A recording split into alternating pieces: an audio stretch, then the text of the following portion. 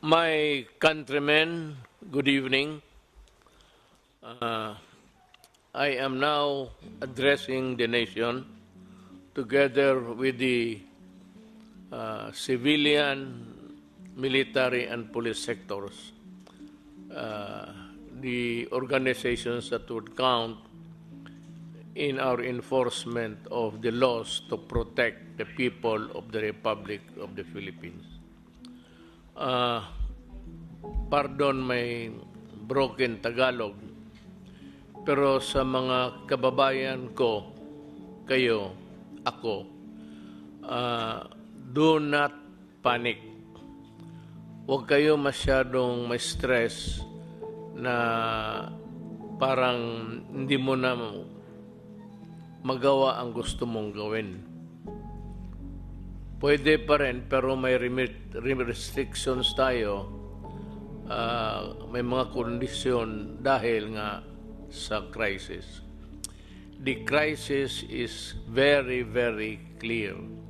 COVID-19 is spreading all throughout the country, including the Philippines. Ang ano natin dito is there is no cure. Wala naman tayong mabili sa mga butika, pharmacy to buy the medicines to cure COVID-19. It's a virus. Ang panglaban lang natin dyan yung katawan natin na medyo in good health, na walang sakit. Yung medyo mahina, make yourself healthier by whatever means, maybe food, vitamins, but most of all, try to obey what government is suggesting or ordering you to do. Huwag kayong matakot, huwag kayong manervyos, pero wala pang sabi ko mga antidote nito. It would only come in a form of a vaccine. Kagaya ng kagating kayo ng aso, tapos there is the tawag nilang rabies or rabies, if you may, pang-away. So, nandyan na yan. It's a serious one. It is true. Huwag ninyong maliitin. Do not minimize it. I said, but do not kill yourself with worry, because government is doing everything possible to make it at least controllable. But kung kayo po ay mag-cooperate, pag hindi kayo na-cooperate, the problem would start, and it would start with you and end with you pagka ganon. So, yung mga sinasabi na social distancing, sundin lang po ninyo, at yung mga binibigay na well ahead ng Department of Health, sundin ho ninyo kung anong sinasabi ng mga doktor, kasi sila po ang marunong niyan. Ang military, ako, lahat na hindi doktor, walang alam, wala kaming maitulong sa inyo. It's only the medical people and medical experts who can help us. So listen to them. Dito sa atin, it's Secretary Doke, and Secretary Doke would articulate kung anong nalaman niya, anong bago na pumasok na impormasyon, and he would tell us what to do. So it's very important to give credence to what he says. So walang klase, pwede kayong magbakasyon dyan lang sa bahay. Avoid, I'm sure may mga bagay-bagay dyan sa bahay na hindi pa ninyo nakita. If I were a student, estudyante ma rin ako noon, I would avoid yung mga bar, ano dyan, mga nightclub, maraming tao, where people congregate, tapos nandyan malapit kayo. Mag-ubo yung isa, mapasa niya. Pag nakuha mo, nag-ubo ka, pasa mo rin doon sa kabila. So try to avoid people, crowds. Yun, for your own protection. Huwag kang, may mga tao kasi na magsabi, wala yan. Kung patay ka, patay. Tama. Pero kung patay ka rin talaga. Wala rin tayong magawa. So, kaawa naman ang nanay pati tatay ninyo. So, better just stay within the premises of the house. If I were you, alam ko na kung anong gawin ninyo. Bili kayo ng cellphone na marami. Wala naman kayong ginawa kung hindi magtulbok-tulbok rin dyan eh. I mean, everywhere that I look. Dito sa walang pakialam ang tao. Sige, nandoon na sa cellphone. So, we are reduced to one village. Di mas malapit. Instead of talking, you have your cellphone. And that is a benefit which was not given us during our time. Anong ibig sabihin? Kung wala kang magawa, sabi ng gobyerno, mag-aral ka. Pero ito, hindi ko inaasahan susunod din ninyo. Ang sigurado ako, yung kamay ninyo, nandyan sa cellphone yan, instead of studying. I'm sure of it. But for you guys, who really want to improve your lot, you better make use of the time to study. Because, alam mo, mga anak, kayo mga bata, kayo yung mamatay na hindi makalabas ng bahay. Then you make all sorts of excuses. But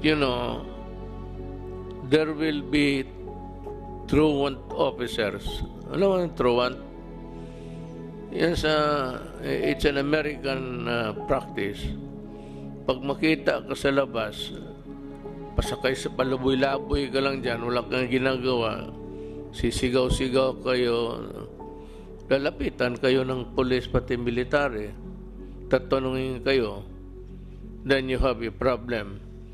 Pag sinabi mo na wala, nandito lang kami sa labas, and then, maybe, if you are arrogant, nadadalhin ka sa stasyon for record purposes.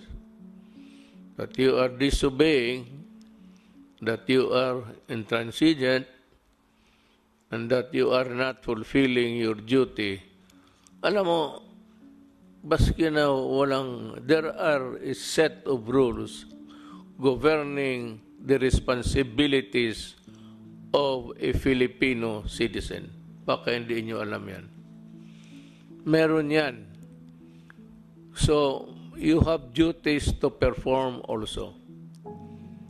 Avoid trouble with the law, avoid trouble with anybody, just in the meantime, follow. Better just stay home and study. That is my advice. Pero kung ayaw ninyong sundin, you stick with your cellphone, ang gagraduate niyan, ang cellphone mo, hindi ikaw. Wala tayong magawa. Mass gatherings defined as a planned or spontaneous event where the number of people attending could strain the planning and response resources of the community hosting the event shall be prohibited during said period.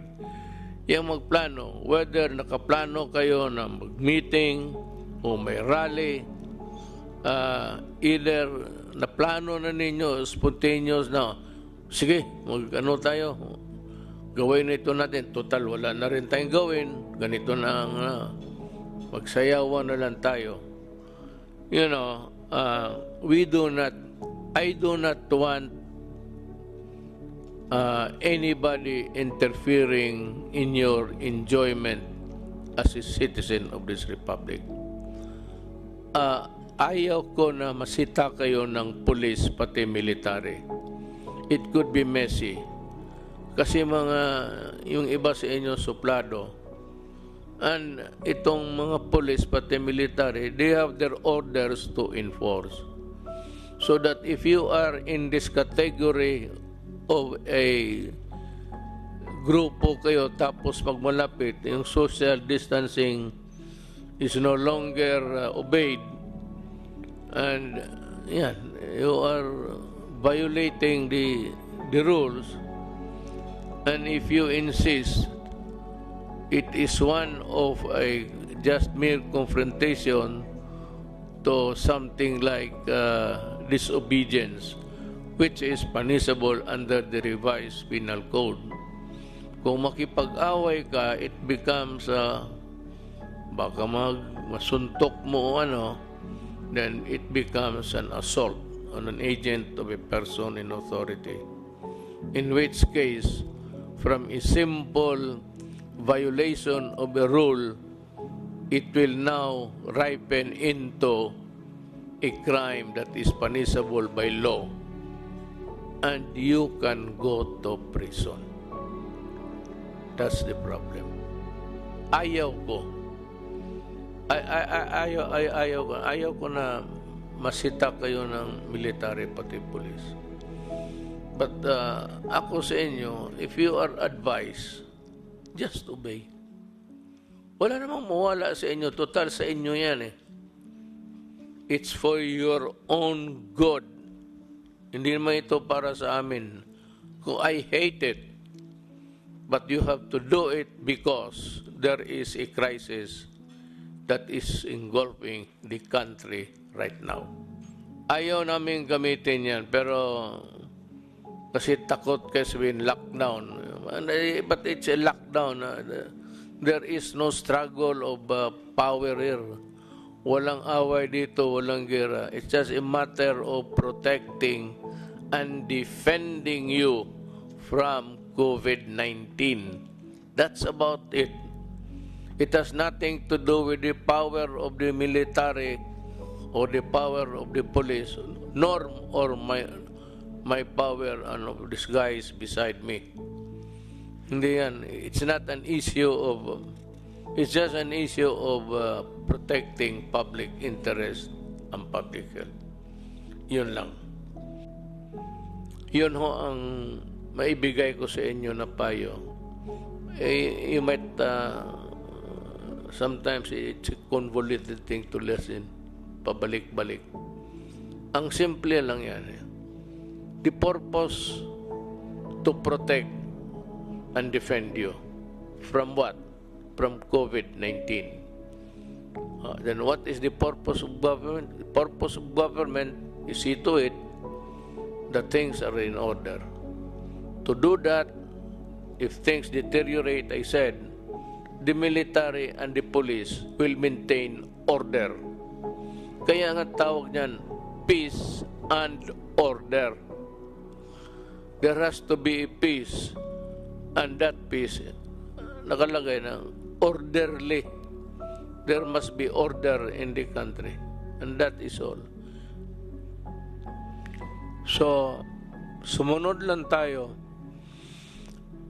at hinihingi ko sa inyo, kunting pasensya lang. It's for your own good.